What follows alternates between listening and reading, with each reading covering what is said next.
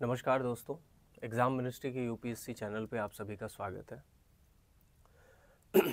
स्वास्थ्य थोड़ा ठीक नहीं होने के कारण जो है आपकी क्लासेस पिछले कुछ दिनों से रुकी हुई थी। हालांकि पूरी अच्छी तरीके से अभी रिकवरी नहीं हो पाई है, बट आप सभी के मैसेज आ रहे थे कि सर क्लास कब से होगी। तो आज स्वास्थ्य थोड़ा सा जवाब दिया है, तो आज आपकी क्लास जो है करंट अफेयर्स की ये रिकॉर्ड कर दे रहा हूँ मैं। आवाज़ अभी भी थोड़ी सी बैठी हुई है, ज़्यादा ज़ोर लगा के बोल नहीं पा रहा हूँ, इसलिए माफ़ी चाहूँगा अगर आप लोगों को कोई दिक्कत परेशानी हो, प्लीज़ बेयर कीजिएगा इसको, ठीक है। और बात करते हैं कि आप में से बहुत सारे लोगों ने मैसेज किए थे कि आपकी कॉपीज़ नहीं चेक हो पा रही हैं, तो वही कारण है। स्वास्थ्य जैसे ही ठीक होता है आप लोगों की लाइव क्लासेस स्टार्ट हो जाएंगी।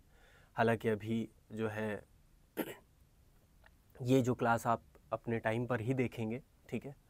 6:30 बजे ये क्लास आपके लिए लाइव होगी यूट्यूब पर, और उसी टाइम पर ये क्लास जो है आप देख रहे होंगे। हालांकि आज हम जो करंट अफेयर्स डिस्कस करने वाले हैं वो आपकी 13 सितंबर की करंट अफेयर्स है, ठीक है। आज का जो करंट अफेयर्स का टॉपिक रहेगा वो 13 सितंबर के रहेंगे, याद रखिएगा, ठीक है। बाकी इंग्लिश में आपने एक रिक्वेस्ट की थी कि इस क्लास का जो पीडीएफ है वो क्या मुझे इंग्लिश में मिल सकता है, तो मैंने अपने जो ग्रुप है हमारा उसमें मैंने शेयर कर दिया है। वो आपको पीडीएफ फॉर्मेट में, इसमें जो भी इंफॉर्मेशन है वो पीडीएफ फॉर्मेट में वहाँ मिल जाएगी, ठीक है। और इसके साथ ही साथ आज इस वाली क्लास में डिस्कस भी कर ले रहा हूँ सारी चीज़ें, ताकि आपको चीज़ें समझ में आ जाएं, आसानी रहे आपके लिए। तो बढ़ते हैं अपनी क्लास की तरफ। और क्लास बढ़ने से पहले आप सभी को जैसा कि पता है, आज की जो क्लास है वो है 13 सितंबर 2025 की। आज जो बहुत सारे इंपॉर्टेंट आर्टिकल्स हैं, इस बीच में भी बहुत सारी इंपॉर्टेंट डेवलपमेंट्स हुई हैं। जैसे नेपाल का इशू आपने सुना होगा, ठीक है। भारत में उपराष्ट्रपति का चुनाव हो गया, या फिर आप नाटो का जो है आर्टिकल 4 जो है फिर से जो है उसको एक तरीके से अप्लाई किया गया है। तो ऐसी बहुत सारी चीज़ें डेवलपमेंट हुई हैं भारत को लेकर के और अंतर्राष्ट्रीय विश्व को लेकर के, उन सब के बारे में हम थोड़ा थोड़ा डिस्कस कर लेंगे। तो चलिए बढ़ते हैं अपनी क्लास की तरफ। सबसे पहले जो इम्पोर्टेंट इन्फॉर्मेशन है, अगर आप यूपीएससी की तैयारी कर रहे हैं या तैयारी करने की सोच रहे हैं, तो आप हमारे यहाँ फाउंडेशन बैच से जुड़ सकते हैं, जो कि इंग्लिश और हिंदी माध्यम के लिए अलग अलग चल रही है। हिंदी माध्यम में जो बैच चल रही है वो इतिहास से शुरू हो रही है, ठीक है। इतिहास का एक नया बैच हम शुरू करने वाले हैं। टेंटेटिव डेट्स मैं आपको अभी नहीं दे सकता, क्योंकि हमने डेट्स अभी डिसाइड नहीं की हैं। जैसे ही हमें जो है एक हमारा जो क्लास का कोरम है वो जैसे ही पूरा होता है मिल जाएगा, लेकिन आप अपनी सीट जो है सुनिश्चित करवा सकते हैं दिए गए नंबर पे कॉल करके, ठीक है। इसी के साथ साथ इंग्लिश माध्यम के अगर विद्यार्थी हैं तो आपको अभी पॉलिटी बिल्कुल नई नई शुरू हुई है, आप ज़रूर इसका डेमो लेक्चर देखें। अगर आपको समझ में आता है, चीज़ें अच्छी लगती हैं, तो आप इंक्वायरी के लिए एक सेशन भी रख सकते हैं। आप एक चाहें तो मेंटरशिप सेशन भी रख सकते हैं, या आप एक काउंसलिंग सेशन भी रख सकते हैं। इसके लिए आपको कोई भी पैसे देने की आवश्यकता नहीं है। एग्ज़ाम मिनिस्ट्री अपनी तरफ से ये आपको फ्री ऑफ कॉस्ट प्रोवाइड कर रहा है। आगे बढ़ते हैं अपने टेलीग्राम चैनल की तरफ। अगर आप इस क्लास का पीडीएफ चाहते हैं जो हिंदी माध्यम के लिए है, तो आप सिंपली क्या कर सकते हैं, इस क्लास के पीडीएफ को, इस क्यूआर कोड को स्कैन करके ज्वाइन कर सकते हैं हमारा चैनल। वहाँ से आपको ये पीडीएफ जो है मिल जाएगी। इसी के साथ साथ अगर आप चाहते हैं कि जो भी क्वेश्चंस मैं देता हूँ, मेंस के लिए एक क्वेश्चन हर रोज़ होता है, अगर आप उस पर उत्तर लेखन कर रहे हैं, अगर आपको लगता है कि उत्तर लेखन करना है मुझे, तो उत्तर लेखन करने के बाद आप अपनी कॉपी चेक कराने के लिए आप सिंपली क्या कर सकते हैं, इस ग्रुप को ज्वाइन करके मुझे पर्सनली मैसेज कर दीजिए। हमने एक अनऑफिशियली ग्रुप बना रखा है जिसमें सिर्फ और सिर्फ कॉपियाँ आपकी मिलेंगी, आपको शेयर करनी है, चेक कर ली है, ठीक है। इसके बाद आपको चेक करके वो कॉपी हम प्रोवाइड कर देंगे, ठीक है। तो इस ग्रुप को जरूर ज्वाइन करिए, बिल्कुल मत भूलिए, ठीक है, क्योंकि ये बहुत इंपॉर्टेंट है आपके लिए। बढ़ते हैं आज के पहले खबर की तरफ और देखते हैं पहली खबर क्या है। तो जीएस पेपर 2 में अंतर्राष्ट्रीय संबंध और शासन व्यवस्था को देखा जाए अगर, तो पहली खबर निकल करके सामने आती है नेपाल की। नेपाल में जिस तरीके से जो है, आपने अभी सुना होगा जेनजी, है ना, जेनजी यानी कि जनरेशन जी। अगर आप देखें तो जेनजी का जो प्रोटेस्ट है, उस प्रोटेस्ट को लेकर के बहुत सारी चीज़ें सामने आ रही हैं। इस खबर की अगर मैं बात करूं, पृष्ठभूमि समझनी है तो बहुत ही सरल भाषा में, आसान शब्दों में समझ लीजिए। नेपाल की गवर्नमेंट ने फेसबुक, इंस्टाग्राम, और जो है क्या बोलते हैं, स्नैपचैट, ऐसे बहुत सारे टोटल 22 से 24 ऐप्स जो है उन पर बैन लगा दिया था, ठीक है। फेसबुक, इंस्टाग्राम, इन पर बैन लगा दिया था। जब ये बैन लगा तो आपको पता होना चाहिए कि नेपाल में जो है वो इंटरनेट या सोशल मीडिया पेनिट्रेशन की अगर मैं बात करूं तो 70% है। 70% का मतलब समझ लीजिए। इंटरनेट पेनिट्रेशन का मतलब होता है कि उस देश की कुल कितनी आबादी, ठीक है, इंटरनेट की सुविधा से जो है एक तरीके से सुसज्जित है, या यूं कहें कि जिनके पास इंटरनेट की सुविधाएं हैं। नेपाल के केस में 70% आबादी वहाँ के इंटरनेट का उपयोग करती है। अब जिस देश की आबादी 70% इंटरनेट पर हो, उस देश में किसी भी खबर को फैलाना, किसी भी तरीके के प्रोपोगेंडा को फैलाना, सरकार के खिलाफ कोई राजनीति भड़काऊ भाषण देना और इन सब चीज़ों को फैलाने में कितनी आसानी होगी ये आप समझ सकते हैं। यही कारण बताते हुए नेपाल की सरकार ने जो है इन प्रॉपर कंपनियों पर, जैसे फेसबुक हो गया जिसे आप मेटा के नाम से जानते हैं, इंस्टाग्राम हो गया, स्नैपचैट हो गए और भी बहुत सारे ऐप्स हो गए, इनको बैन लगाते हुए ये कहते हुए बैन लगाया गया सरकार के द्वारा कि ये सरकारी ये जो कंपनियां हैं इन्होंने अपने रजिस्ट्रेशन प्रोसेस को पूरी तरीके से फुलफिल नहीं किया है और जिसकी वजह से इनका उत्तरदायित्व जो है या इनका जो एक तरीके से जवाबदेहिता है उसे सुनिश्चित करना सरकार के लिए थोड़ा मुश्किल हो रहा है। तो ये कंपनियां अपनी तय समय सीमा, जो कि इनको 7 दिन दी गई थी, उस समय सीमा के अंदर जो है इन्होंने रजिस्ट्रेशन के लिए कोई भी कवायद नहीं ली। सरकार ने प्रॉपर नोटिस जारी किया लेकिन कोई कवायद इन कंपनियों की तरफ से नहीं ली गई। जब ये कंपनियां अपनी कवायदें नहीं पूरी की तो नेपाल सरकार ने इन पर बैन लगा दिया, पूर्णतया बैन। अब इससे जेनजी जो पॉपुलेशन है, आज के टाइम के जो लोग हैं, ये बहुत ज़्यादा प्रभावित हुए क्योंकि आधी से ज़्यादा आबादी जो है वो इंटरनेट का प्रयोग करती है और इंटरनेट से ही कहीं ना कहीं आप देखेंगे तो आर्थिक, सामाजिक और बहुत सारे कारण, बहुत सारे तथ्य जुड़े होते हैं। आजकल लोग सोशल मीडिया पर वीडियोस बना करके अपने पैसे कमाते हैं। आप जो ये वीडियो देख रहे हैं ये भी एक सोशल मीडिया के माध्यम से आप तक पहुंच रही है, ठीक है। तो जेनजी ने जो है, वहाँ की एक बहुत बड़ी आबादी ने, युवाओं की आबादी ने सरकार के खिलाफ एक आंदोलन छेड़ दिया। उस आंदोलन को आप इस तरीके से देख सकते हैं कि यह आंदोलन इतना बड़ा रहा कि वहाँ की संसद में बहुत सारे नेताओं के, बहुत सारे राजनीतिक पार्टी, जो वहाँ की पार्टी केपी ओली जो है शर्मा की पार्टी है, वहाँ के पार्टियों के बहुत सारे मिनिस्टर्स के घर जला दिए, वहाँ की संसद जला दी, है ना। वहाँ की जो है पब्लिक गुड्स और ट्रांसपोर्ट्स थे, इन सबको नुकसान पहुँचाया गया। तो इस तरीके से वहाँ की सरकार के जो वहाँ की जो सरकार रही, उन्होंने इस्तीफ़ा दे दिया, यानी केपी ओली शर्मा ने जो है इस्तीफ़ा दे दिया कि जो है जो तंत्र रहा मेरा विफल रहा, इस वजह से मैं इस्तीफ़ा दे रहा हूँ। हालांकि जो जेनजी थे इनका ये कहना था कि हमारे यहाँ जिस तरीके से जो हमारी अभिव्यक्ति की स्वतंत्रता, हमारे राइट्स हैं, उनको दबाया जा रहा है। लेकिन बात सिर्फ राइट दबाने की नहीं थी, बात ये थी कि जब से 2008 में यहाँ का राजतंत्र खत्म हुआ और गणतंत्र स्थापित करने के लिए सरकार बनाई गई, तब से यहाँ जो है आप देखेंगे तो राजनीतिक अस्थिरता फैली हुई है, ठीक है। लगभग अगर मैं बात करूँ तो 2015 में इन्होंने नया संविधान अपना बना करके लागू किया और 2008 के बाद से लगभग 13 सरकारें जो है गठित हो चुकी हैं और अलग अलग तरीके के गठबंधन सरकार भी रही है इनकी। तो ये जो सरकारें हैं ये सरकारें जो 13 बार इतने सालों में, अगर मैं बात करूं तो 8, 7, 15 यानी कि 17 सालों में 13 सरकारें, आप ऐसे ही अनुमान लगा लीजिए कि 16 साल अगर मान लें तो 13 सरकारें, यानी कोई भी सरकार अपना पूर्ण कार्यकाल पूरा नहीं कर पाई। ये बिल्कुल वैसा है जैसा आप पाकिस्तान के उसमें देख सकते हैं, लेकिन पाकिस्तान बहुत अलग चीज़ है, उसे नेगेटिव सेंस में हम नहीं जोड़ के बोल रहे हैं। हमारे कहने का मतलब सरकारें इतनी ज़्यादा अस्थिर हैं, यानी राजनीतिक अस्थिरता इतनी ज़्यादा है कि कोई भी सरकार अपना पूरा कार्यकाल पूरा नहीं कर पाई। हालांकि जब जेनजी प्रोटेस्ट हुआ उसके बाद ये जो है प्रोटेस्ट बंद भी हुआ।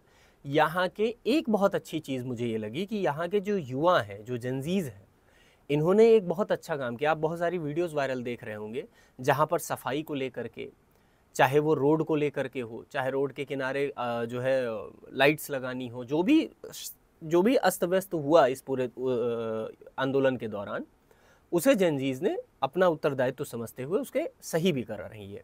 ये चीज़ बहुत अच्छी है। लेकिन अब इसके आगे की खबर यहाँ से शुरू होगी, ठीक है, क्लियर है? तो आपको एक बैकग्राउंड समझ में आ गया कि क्या चल रहा था। अब आगे पढ़ लेते हैं। तो अभी क्या है कि नेपाल के जो राष्ट्रपति हैं, उन्होंने नेपाल की पहली महिला प्रधानमंत्री को शपथ दिलाई है, और ये महिला प्रधानमंत्री जो है वो सुशीला कार्की हैं, ठीक है। हालांकि ये नेपाल की पहली जो है जज भी रही हैं महिला, ठीक है। इसलिए अब इसमें थोड़ा सा देख लेते हैं कि खबर क्या रही है।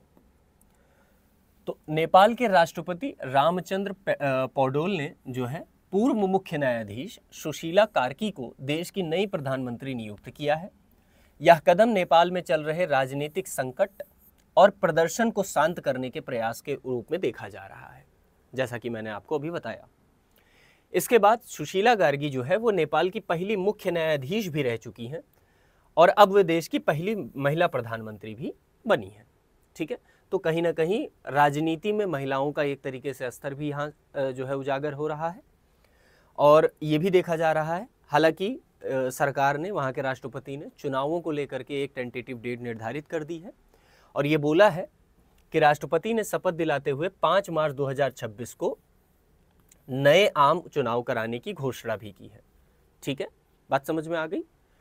जनरेशन जी, जिसे जेनजी कहा जाता है, युवा आंदोलनकारियों की प्रमुख मांग ये थी कि संसद को भंग कर दिया जाए, जिसे राष्ट्रपति ने स्वीकार कर लिया और वहां की संसद को भंग कर दिया। हालांकि सरकार बनाने और संसद भंग करने की प्रक्रिया को लेकर के अभी भी विवाद सामने आया है। इसमें भी कुछ विवाद चल रहे हैं कि भाई जो संसद भंग की गई, उसके बाद सरकार बनाई गई। अब सरकार को बनाने में, यानी कि वहां के संविधान,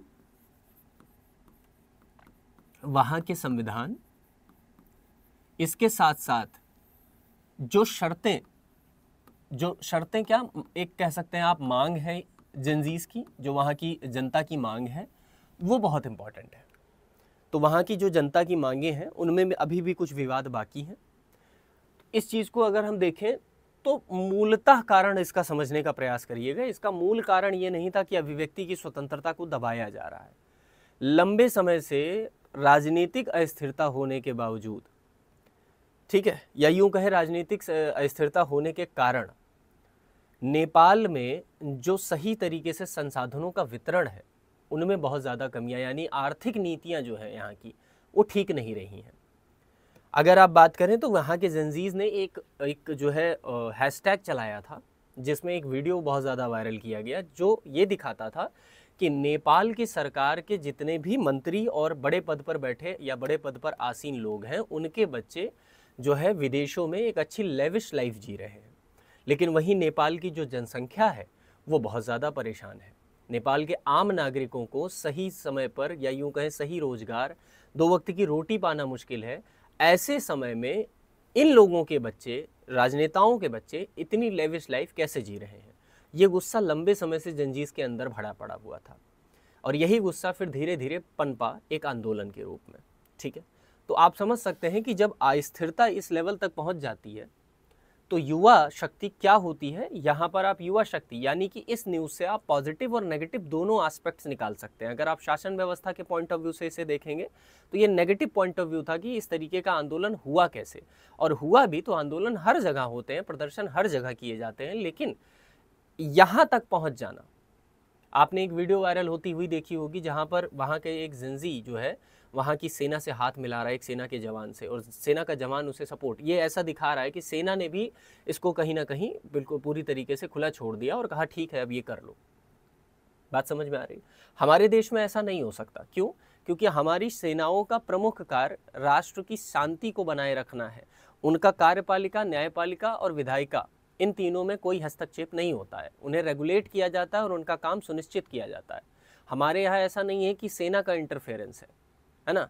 हमारे यहाँ देश जो है, हमारे देश की सेना है, सेना का देश नहीं है। पाकिस्तान के केस में जस्ट उल्टा है, सेना का देश है, देश की सेना नहीं है। पाकिस्तानी आर्मी जो है वो एस्टैब्लिशमेंट है वहाँ की, ठीक है। तो इसको अच्छे से समझ लीजिए। अब यहाँ ये भी कहा जा रहा है कि आगे आने वाले समय में हालांकि नेपाल प्रयास करेगा मुझे लगता है, क्योंकि नेपाल की जो स्थितियां हैं वो भारत से काफ़ी ज़्यादा जो है संबंधित हैं, जुड़ी हैं। नेपाल पर आने वाला कोई भी इम्पैक्ट भारत पर भी इम्पैक्ट डालेगा, चाहे वो दक्षेस की बात हो, चाहे 1950 में भारत नेपाल का जो है गठबंधन हो। गठबंधन का मतलब दोनों के बीच में एक समझौता, ठीक है। तो ये सारी चीज़ें इम्पैक्ट डालेंगी, क्योंकि विदेश नीति में और प्रथम पड़ोस नीति के तहत भारत भी नहीं चाहेगा कि हमारे जस्ट बगल वाले स्टेट में किसी तरीके की अस्थिरता हो। हालांकि आपने बांग्लादेश को देख लिया, आपने देखा नेपाल भी हो गया, उसके बाद आप देख रहे हैं कि एक आतंकवादी राष्ट्र तो हमारे बगल में पनप ही रहा है। पूरी तरीके से पनप क्या रहा है, मतलब पूरी तरीके से तो उसने शुरू ही कर रखा है अपना काम। तो इसलिए भारत की विदेश नीति बहुत महत्वपूर्ण बन जाती है ऐसे माहौल में, ठीक है। 2008 से अब तक नेपाल में कुल 14 अलग अलग सरकारें बनी हैं, ठीक है, और कोई भी सरकार पूरे 5 साल की अवधि पूरी नहीं कर पाई है। नेपाल में लंबे समय से राजनीतिक अस्थिरता, जिसे मैंने अभी आपको इंगित किया, बार बार सरकार बदलने और संसद भंग होने से लोकतांत्रिक ढांचा काफ़ी कमज़ोर नज़र आ रहा है, ठीक है। बात समझ में आ गई, ठीक है। तो इसको अच्छे से समझ लीजिएगा, और इसको आप कैसे जोड़ करके आने वाले समय में भविष्य में किसी पर्टिकुलर टॉपिक पे, प्रकरण पे, है ना, असहयोग आंदोलन की बात कही जाए चाहे, है ना, जैसे इसे असहयोग आंदोलन से भी जोड़ा जा सकता है कि जब कोई आंदोलन जब किसी आंदोलन की बागडोर सत्ता पक्ष से या यूं कहें कि नेतृत्वकर्ताओं से जनता के हाथ में चली जाती है, तो वह आंदोलन कितना विध्वंसकारी हो सकता है, इसकी समझ आप यहाँ से विकसित कर सकते हैं, ठीक है। हर एक आंदोलन का अगर नेता होता है तो उस नेता को ये डिसाइड करना होता है कि आंदोलन किस दिशा में जाएगा, लेकिन जब आम जनता के हाथ में इसकी बागडोर सौंप दी जाती है तो सबको लगता है कि हम ही तो सबसे बड़े तोप हैं, अब तो हम जो करेंगे वो करेंगे, और आंदोलन किसी भी दिशा में जा सकता है। हालांकि इस बात पर मैं आपको एक बात ये भी बताना चाहूँगा कि नेपाल के यूथ जो है, जेनजी जो है, उनके जो वीडियोज़ अब आ रहे हैं उसे देख करके काफ़ी अच्छा लगता है कि ऐसे राष्ट्र में जहाँ पर इतनी राजनीतिक अस्थिरता थी, वहाँ के लोग आज भी इतने जागरूक हैं कि हमारे देश का नुकसान नहीं होना चाहिए। वो लोग रोड को धोना हो, चाहे कहीं पर आगजनी हो गई हो तो उसकी साफ़ सफाई, मलबे को हटाना, रोड पर जो है पेंट करना, है ना, डिवाइडर्स को पेंटिंग करना, पेड़ पौधे लगाना, ये सारे काम भी जंजीज वहाँ कर रहे हैं, जो कि एक अच्छी वो है कि हमारा उद्देश्य जो था वो फिलफिल हो गया। अब हमारा उद्देश्य आंदोलन को और ज़्यादा भड़काना नहीं। भारत में ये चीज़ आप नहीं देख पाएंगे। भारत में जो जंजीज हैं आधे तो छपरी हैं, ये क्लियर मैं बता रहा हूँ, मुझे बोलने में कोई शर्म नहीं है, कोई हेजिटेशन नहीं है, आधे तो छपरी हैं। हालांकि वहाँ पर इन ऐप्स का बैन होना वहाँ के जंजीज ने दिखाया, और ये अब साबित होता लगता है कि जंजीज का जो है वहाँ पर राइट था जो कि उन्हें मिला। हमारे यहाँ टिकटॉक बैन होना बहुत अच्छी बात थी, वरना आधे से ज़्यादा तो छपरी बने जा रहे थे। आप अगर देखेंगे तो पैंट कमर के पता नहीं कहाँ तक नीचे जा रही है, बाल लंबे लंबे हैं, ढीले ढीले कपड़े पहनना, और अगर किसी ऐसी आंदोलन में शामिल भी होते हैं तो पब्लिक गुड्स को सबसे ज़्यादा नुकसान पहुँचता है, लेकिन बाद में रिकवरी के लिए कोई नहीं आता है। यूपी सरकार ने इसका बहुत अच्छा सा तरीका निकाला, आपने सभी ने देखा कि अगर आपने किसी भी आंदोलन के दौरान किसी भी पब्लिक गुड्स को या पब्लिक जो है प्रॉपर्टी को नुकसान पहुंचाया तो उसकी भरपाई आपसे की जाएगी सीधा सीधा। कैमरे में अगर गलती से भी आपकी शक्ल आ गई तो आपके घर से हम उतना सामान ले लेंगे, आपका घर आपको किसी भी तरीके से भरपाई करनी पड़ेगी। तो ये कारगर जो है हथियार साबित हुआ। यूपी में दंगों को लेकर के आप देखें तो अब कोई पत्थर चलाने से बहुत डरते हैं लोग। आप सोचते हैं कि भाई कुछ करेंगे तो मुंह पे रुमाल अगर बांध रखना है तो बांध रखोगे, गलती से दिख गया तो बाबा तो पूरा निपटा देंगे। बात को समझने का प्रयास करिएगा तो हर एंगल से उसको समझिएगा। अगली खबर है जीएस पेपर 2 से रिलेटेड, ठीक है। शासन व्यवस्था, संविधान और न्यायपालिका की बात कही गई है इसमें, अगर आप देखेंगे जोड़ करके। और जीएस पेपर 3 पर्यावरण संरक्षण, प्रदूषण नियंत्रण और सतत विकास। हाल ही में अगर आप देखें तो अभी ठंडी का मौसम आने वाला है। ठंडी के मौसम के बाद जैसे ही शीत पड़ने लगेगी आप देखेंगे कि दिल्ली में एक आवाज़ फिर से खड़ी हो जाएगी, पटाखे बैन करो, पराली जलाना बैन करो। हरियाणा की और पंजाब की पराली के धुएं जो है बहुत ज़्यादा प्रदूषण फैला रहे हैं। ये मुद्दा हर साल का बना हुआ है, और ये जैसे सतत विकास का मुद्दा है वैसे ही ये मुद्दा भी सतत है, ठीक है। ये कंटिन्यूअसली चल रहा है। अभी रिसेंटली सुप्रीम कोर्ट के सीजीआई ने जो है ना, चीफ जस्टिस ऑफ इंडिया ने जो है एक टिप्पणी की कि जो पटाखे हैं उन पर बैन केवल दिल्ली में ही क्यों होता है, ठीक है। इस प्रकरण को समझते हैं, ठीक है, कि ये जो है ये स्टेटमेंट जो दिया इन्होंने ये क्या था। हालांकि अगर आप चाहें तो स्टेटमेंट यहाँ आप देख भी सकते हैं। इन्होंने साफ साफ कहा है, a policy should be crafted for the entire country if fire cracker have to be banned, it has to be done for the entire country, also the poor who are dependent on this industries have to be looked into. BR Gavai साहब ने ये statement दी है, ठीक है ना। तो चलिए, अभी रिसेंटली सुप्रीम कोर्ट में कहा गया कि पटाखों पर बैन केवल दिल्ली तक ही सीमित नहीं रहना चाहिए, बल्कि पूरे देश के लिए यह नीति लागू की जानी चाहिए, या पूरे देश के लिए एक ऐसी नीति को बनाया जाना चाहिए जिसमें प्रदूषण के नियंत्रण को जो है कम किया जा सके, प्रदूषण पर नियंत्रण बढ़ाया जा सके और प्रदूषण को कम किया जा सके। बात तो बिल्कुल सही है भाई। अगर कोई जो है राष्ट्रीय नीति बन रही है तो वो किसी एक क्षेत्र को, किसी एक जो है समस्या को, या किसी एक क्षेत्रीय समस्या को जो है टारगेट करती हुई कम होनी चाहिए, बल्कि इससे ज़्यादा उसका पक्ष ये होना चाहिए कि उसे राष्ट्रीय स्तर पर लागू किया जाए। पर्यावरण की समस्या अगर मैं देखूं तो क्या सिर्फ दिल्ली की समस्या है? पर्यावरण की समस्या अगर आप देखें तो दिल्ली के, भारत के बहुत सारे शहर जो है ऐसे हैं जो पैरामीटर पे देखे जाएं तो सबसे, दुनिया के सबसे खराब शहरों में आते हैं, जैसे मुंबई हो गया, दिल्ली हो गया, है ना। और आपको ये चीज़ समझनी पड़ती है। तो दिल्ली में ही पटाखों पर बैन क्यों? अगर पटाखे, फायर क्रैकर्स ऐसे हैं कि वो प्रदूषण फैला रहे हैं, तो प्रदूषण सिर्फ एक स्तर तक क्यों? क्या सिर्फ दिल्ली के लोगों को ही स्वच्छ हवा पाना उनका मौलिक अधिकार है? क्या बाकी भारत के लोगों का मौलिक अधिकार नहीं है कि वो स्वच्छ हवा सूंघें, सही तरीके से जो है रह सकें? ये तो सबका मौलिक कर्तव्य हो सकता है। भारत में ऐसा तो है नहीं कि भाई एक पर्टिकुलर टेरिटरी के उस पार के मौलिक कर्तव्य अलग हैं, इसके मौलिक कर्तव्य और मौलिक दायित्व और मौलिक अधिकार अलग होंगे, ऐसा तो हो नहीं सकता। तो ये टिप्पणी बिल्कुल जायज़ समझ में आ रही है। मुख्य न्यायाधीश CJI BI गवई ने यह टिप्पणी दी कि हर नागरिक को स्वच्छ हवा में सांस लेने का अधिकार है, इसलिए प्रदूषण निपटाने के उपाय जो हैं वो राष्ट्रीय स्तर के होने चाहिए, ना कि एक क्षेत्रीय स्तर के। अगर आपको पटाखों पर बैन करना ही है तो आप पूरे देश पर एक नीति लागू करिए। आपको पर्यावरण प्रदूषण नियंत्रण करना है तो आप पूरे राष्ट्रीय नीति बना करके उसको नियंत्रण करने का प्रयास करिए। आपने अलग अलग ट्रिब्यूनल बना लिए, आपने जो है NCR क्षेत्र के लिए अलग ट्रिब्यूनल बना रखा है, वहाँ पर हर साल जो है पटाखों से रिलेटेड और धुंध से रिलेटेड बहुत सारी चीज़ें आप देते हैं। क्या अदर राज्यों में ऐसा नहीं है? प्रदूषण की समस्या चाहे वो जल प्रदूषण हो, वायु प्रदूषण हो, ध्वनि प्रदूषण हो, किसी भी प्रकार का प्रदूषण हो, तो प्रदूषण तो पूरा विश्व जगत ही कहें तो परेशान है। एक क्षेत्र को टारगेट करते हुए ऐसा लगता है जैसे दूसरों को इतनी अच्छी हवा की ज़रूरत नहीं है, सिर्फ दिल्ली वालों को है। दिल्ली में समस्या खैर बहुत ज़्यादा है, लेकिन इनके कहने का स्टेटमेंट ये है कि सिर्फ आप एक क्षेत्रीय नीति बना करके नहीं, उसको राष्ट्रीय स्तर पर लागू करें। और इस बात का ध्यान रखा जाना चाहिए कि फायर क्रैकर इंडस्ट्रीज़ में जो मजदूर काम करते हैं, लगभग अगर मैं देखूँ तो 5 लाख से ज़्यादा मजदूर इसमें काम करते हैं, और बेंगलुरु इसका सबसे बड़ा जो है हब माना जाता है। तो अगर कर्नाटका इसका बड़ा हब है तो ऐसी नीतियों को बनाया जाए कि जब इन नीतियों को अप्लाई किया जाए तो ये बात ध्यान में रखी जानी चाहिए कि चूंकि किसी की आजीविका छिन रही है तो उनको उसका सही तरीके से दूसरा संसाधन उन्हें उपलब्ध हो सके, या इन नीतियों को ऐसा बनाया जाना चाहिए कि इनसे जो है आजीविका पर लोगों के फ़र्क ज़्यादा नहीं पड़ना चाहिए, क्योंकि प्रदूषण से सबसे ज़्यादा गरीब प्रभावित होता है, मध्यम वर्गीय प्रभावित होता है। एलीट क्लास जो इस आर्टिकल में कहा गया, एलीट मतलब उच्च वर्गीय लोग, इनके पास तो संसाधन होते हैं अच्छी जो है स्वच्छ वायु के, इनका क्या करना है, इनको कुछ नहीं करना, ये एयर प्यूरिफायर लगवा सकते हैं। लेकिन सबसे ज़्यादा जो असर पड़ रहा है वो मध्यम वर्गीय और गरीब वर्ग पर पड़ता है। तो नीतियाँ राष्ट्र स्तरीय होनी चाहिए, ठीक है। चलिए, यहाँ आप देख सकते हैं प्रदूषण का असली असर आम जनता पर होता है, जबकि एलीट वर्ग के पास उससे बचने के कई उपाय होते हैं। निर्माण मजदूर, अगर हम कहें कंस्ट्रक्शन में काम करने वाले मजदूर, दैनिक मजदूर सर्दियों में सबसे अधिक प्रभावित होते हैं, और यहीं पर एक कहावत भी कही जाती है कि गर्मी गरीब की होती है और सर्दी अमीर की होती है ना। तो यहाँ बिल्कुल उचित, यथार्थ और सही तरीके से फिट हो रही है वो।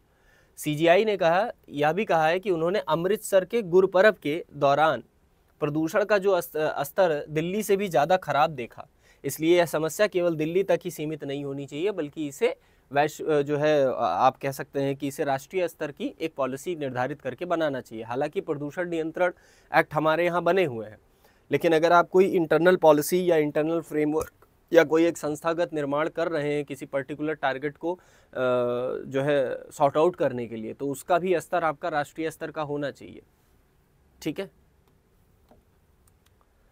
यहाँ आप देखिए सुप्रीम कोर्ट ने एयर क्वालिटी मैनेजमेंट कमीशन, ठीक है, CAQM कि कोई एक रिपोर्ट जो है देने को बोला है, जिसमें पटाखों पर बैन से जुड़े मामलों को सूचीबद्ध किया गया हो। ठीक है, तो अब बात कर लेते हैं इसमें एक जो ये नाम आया है ना, इससे रिलेटेड जब भी कोई खबर पढ़ो तो उससे रिलेटेड सभी संस्थानों के नाम पढ़ लिया करो। तो ये जो आपका CAQM है, तो CAQM क्या है? Commission for air quality management, विशेष रूप से दिल्ली NCR। अब यहीं पर दिक्कत आ रही है कि विशेष रूप से दिल्ली NCR ही क्यों? पंजाब में प्रदूषण नहीं है, हरियाणा में प्रदूषण नहीं है, उत्तर प्रदेश में प्रदूषण लखनऊ में नहीं है, जयपुर में नहीं है, मुंबई में नहीं है, बेंगलोर में नहीं है, चेन्नई में नहीं है, कहाँ नहीं है? ठीक है, लेकिन ये जो विशेष रूप से NCR क्षेत्र के लिए इसको विकसित किया गया था वायु प्रदूषण के नियंत्रण से निपटने के लिए। ठीक है, इसके बारे में भी थोड़ा सा जानकारी ले लीजिए, क्योंकि हो सकता है कि इसी पे आगे आपको बहुविकल्पीय प्रश्न यानी MCQ देखने को मिल जाए। ठीक है, चलिए भारत में अगर बात करें पटाखा उद्योगों की, तो लगभग 5 लाख से अधिक लोगों को रोजगार देता है, खासकर तमिलनाडु के कर्नाटका बोला था मैंने, तमिलनाडु के शिवकाशी क्षेत्र में। ठीक है, तमिलनाडु के शिवकाशी क्षेत्र में सबसे ज़्यादा जो है इंडस्ट्रीज जो है इस तरीके की देखी जाती हैं। इसके साथ ही साथ अगर आप देखें तो WHO की एक रिपोर्ट के अनुसार भारत के कई शहर दुनिया के सबसे प्रदूषित शहरों में शामिल है। ठीक है, सर्दियों में प्रदूषण का स्तर खासकर दिल्ली और उत्तरी भारत में बेहद गंभीर हो जाता है ना, और इसमें पराली का और बहुत सारी चीज़ों का योगदान होता है। तो इसलिए ये समस्या आप देखेंगे दिल्ली के क्षेत्रों से संबंधित ना होकर के उत्तर भारत की बात पूरी कवर हो जाती है। इसलिए इनका जो स्टेटमेंट था अभी रिसेंटली जो है CGI का जो स्टेटमेंट आया, ये स्टेटमेंट आप नज़रअंदाज ना करें, इसे जोड़ करके देखें। और नीतियों के निर्माण में ये प्रश्न अगर आपको कहीं दिख जाए, कहीं आपसे पूछ लिया जाए कि पर्टिकुलर किसी संबंधित क्षेत्र से संबंधित अगर आपको कोई नीति निर्माण करना है तो आप उसको कैसे करेंगे? बात समझ में आ गई? तो उसका स्तर क्या होना चाहिए, उसकी पहुंच कहाँ तक होनी चाहिए, क्या उसमें सब कुछ समाहित हो रहा है या नहीं हो रहा है, पर्टिकुलर किसी एक ही प्रॉब्लम को तो टारगेट नहीं किया जा रहा है। ठीक है, चलिए आगे बढ़ते हैं दोस्तों, अगली खबर पर देखते हैं। अगली खबर जो है हमारी, ये बहुत ही इंपॉर्टेंट है। और इम्पॉर्टेंट क्या है, ये फैक्ट है, आपको याद कर लेना है, और इनसे रिलेटेड जो आर्टिकल्स हैं उसके बारे में एक बार दोहरा लेना है, आपको समझ लेना है। जगदीप धनखड़ साहब ने जब से इस्तीफ़ा दिया है तब से जो है ये पद खाली था, भारत के उपराष्ट्रपति पद का पद, और अब ये पद जो है इसकी रिक्त थी चुनाव करवा करके भर दी गई है। अभी रिसेंटली जो नए हमारे उपराष्ट्रपति नियुक्त हुए हैं वो हैं CP राधाकृष्णन, भारत के 15वें उपराष्ट्रपति नियुक्त किए गए हैं। इनके बारे में थोड़ा सा समझ लेते हैं, थोड़ी सी फैक्ट जान लेते हैं। चंद्रपुरम पोनासामी राधाकृष्णन ने शुक्रवार को भारत के 15वें राष्ट्रपति के रूप में शपथ ग्रहण की। ठीक है, जगदीप धनखड़ के हाल ही में स्वास्थ्य कारणों से इस्तीफा देने के बाद ये स्टेप लिया गया था, जिसके बाद उपराष्ट्रपति का पद रिक्त था। राधाकृष्णन ने राज्यसभा के सभापति का कार्यभार संभाला। आपको पता होगा, जैसा कि आपने पॉलिटी पढ़ी है तो आपको पता ही होगा कि जो उपराष्ट्रपति होता है ये राज्यसभा का सभापति कहा जाता है। ठीक है, और विभिन्न दलों के फ्लोर लीडर से मुलाकात की। ठीक है, अब CP राधाकृष्णन के बारे में समझ लीजिए। तमिलनाडु से इनका संबंध है और भाजपा के वरिष्ठ नेता रह चुके हैं और पूर्व सांसद भी। हालांकि इनके जो दादाजी थे वो अगर आप देखेंगे तो अलग पार्टी से थे, और इनके जो चाचा जी और इनके मतलब इनकी फैमिली में अगर आप देखें तो पृष्ठभूमि राजनीतिक ही रही है, और इनके चाचा जी कांग्रेस, चाचा जी शायद इनके कांग्रेस से थे। ठीक है, हालांकि ये जो है भाजपा से रहे। अब अगर हम बात करें कि राष्ट्रपति के इस पर्टिकुलर खबर से इनकी नियुक्ति हुई है, तो हमें नियुक्ति में बस इतना जान लेना है कि ये कौन है और इनका पृष्ठभूमि क्या रहा है और कितने नंबर के उपराष्ट्रपति बने। इंपॉर्टेंट बात, अनुच्छेद 63 एक बार फिर से उजागर हुआ, अनुच्छेद 64 उजागर हुआ, अनुच्छेद 66। 63 क्या है? भारत के उपराष्ट्रपति का पद, उपराष्ट्रपति राज्यसभा के पदेन सभापति, और यहीं अगर उपराष्ट्रपति के निर्वाचन की प्रक्रिया की बात की जाए तो वो 66। निर्वाचन की प्रक्रिया की बात, निर्वाचन की बात की जाए तो निर्वाचन कहा गया है, निर्वाचन की प्रक्रिया क्या होगी, निर्वाचन की प्रक्रिया क्या होगी? ठीक है, ये रिप्रेजेंटेशन ऑफ पीपुल एक्ट 1951 की बात कही जाएगी इसमें। ठीक है, उपराष्ट्रपति की भूमिका सरकार और विपक्ष के बीच में संतुलन बनाए रखने के लिए है। ठीक है, तो इनकी भूमिका जो है वो इसके लिए है। अब अगर हम बात करें चुनाव संबंधी प्रक्रिया का वर्णन, चूंकि मूल संविधान में हमारे चुनाव संबंधी प्रक्रिया का वर्णन नहीं है, चुनाव होगा ये कहा गया है, इसके लिए रिप्रेजेंटेशन ऑफ पीपुल एक्ट 1951 बनाया गया था। और रिप्रेजेंटेशन ऑफ पीपुल एक्ट 1951 क्या बताता है? वह यह बताता है, एक कानून है जो भारत के चुनाव और निष्पक्ष पारदर्शिता लोकतांत्रिक बनाए रखने के लिए नियम तय करता है। आयु कितनी होगी, कितना पैसा खर्च कर सकते हैं आप, ठीक है, क्या योग्यता होनी चाहिए, कितने समय सीमा के अंदर ये करवाया जाएगा, ये सब आपका संविधान में है, लेकिन बाकी की सारी चीज़ें, योग्यताएं, अर्हता जिसे आप कहते हैं, वो इसमें मेंशन की गई हैं। तो इसीलिए बहुत ज़रूरी है। हाल ही में आप सभी को पता होगा रिप्रेजेंटेशन ऑफ पीपुल एट 1951 जो है वो बिहार वाली खबर से भी रिलेटेड था, तो ये काफ़ी इंपॉर्टेंट हो जाता है। इसको एक बार ध्यान से अलग से नोट्स बना लेना इसका। बिहार में जो आपने अभी देखा SIR हुआ था, ठीक है, SIR हुआ था जो चुनाव से संबंधित स्पेशल वो करवाया गया था रिवीजन, उससे रिलेटेड, उसमें भी मैंने आपको रिप्रेजेंटेशन ऑफ पीपल एक्ट 1951 के बारे में बताया था। तो इसलिए इसको ज़रूर ध्यान में रखिएगा, क्योंकि ये बार बार हर खबर में लिंक हो रहा है, ठीक है ना। चलिए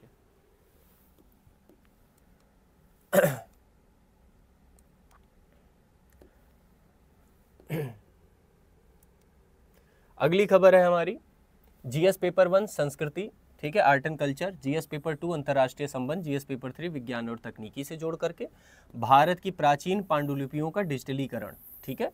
अभी हाल ही में ज्ञान मंडपम की बात हुई थी, अभी आपने देखा होगा, प्रधानमंत्री नरेंद्र मोदी वहाँ पर खुद शरीक हुए, ठीक है, वहाँ पर स्पीच भी दिया इन्होंने। और रिसेंटली, और ये खबर मैंने लगभग 2 महीने पहले भी पढ़ाई थी, ये बताया था कि आपको सितंबर 2025 के आसपास ये चीज़ें होंगी, और सितंबर 2025 के आसपास आपको ये देखने को मिल गया। चलिए देख लेते हैं। प्रधानमंत्री नरेंद्र मोदी ने कहा है कि भारत की प्राचीन पांडुलिपियां केवल भारत की परंपरा ही नहीं है कि हम पांडुलिपियां रखते थे, बल्कि भारत के पूरे मानव इतिहास और ज्ञान की यात्रा का एक दर्पण है, जो आपको दिखाता है कि भारत और भारत की पूरी यात्रा कैसी रही, क्या रही, ठीक है, संबंध कैसे रहे, लोग कैसे रहे।